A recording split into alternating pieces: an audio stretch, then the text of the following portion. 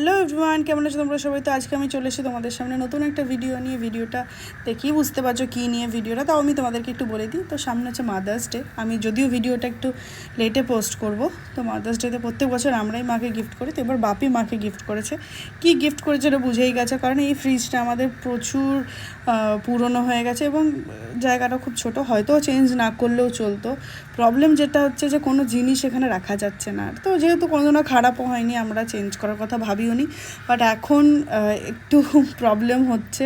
তো তার জন্য একটা নতুন ফ্রিজ আনার কথা অনেক দিন থেকে চলছিলো, কিন্তু হয়নি। সো ফাইনালি এটা এখন দিয়ে আমরা একটা নতুন ফ্রিজ নেবো। কী রকম দেখতে লাগছে ফ্রিজটা তোমরা অবশ্যই জানিও, যদিও মায়ের পছন্দেই হচ্ছে এটা। তো মা যখন বলেছে তখন তো মায়ের কথা রাখতেই হবে। সো ফাইনালি চলে এসছে আমাদের নতুন ফ্রিজ। যাই বলো নাই বলো, নতুন জিনিসের কিন্তু একটা মজা আছে। নতুন কিছু এলে আমরা এখনও সেই ছোটোবেলার মতো এক্সাইটমেন্ট আমাদের মধ্যে কাজ করে যে একটা নতুন জিনিস এসছে। তো এটা হচ্ছে ফ্রিজটা, ডাবল ডোর নেওয়া হলো, কারণ জায়গা একটু স্পেসিয়াস না হলে কিছু রাখা যাচ্ছিলো না। তো দেখো মায়ের হাসি দেখছো, মা প্রচণ্ড খুশি, একদম মনের মতো ফ্রিজ পেয়ে গেছে। তো কেমন হয়েছে ফ্রিজটা তোমরা একটু আমাকে জানিও, আর ভালো লাগলে কমেন্ট করো, সাবস্ক্রাইব করে নিও। দেখা হচ্ছে পরের ভিডিওতে, টাটা।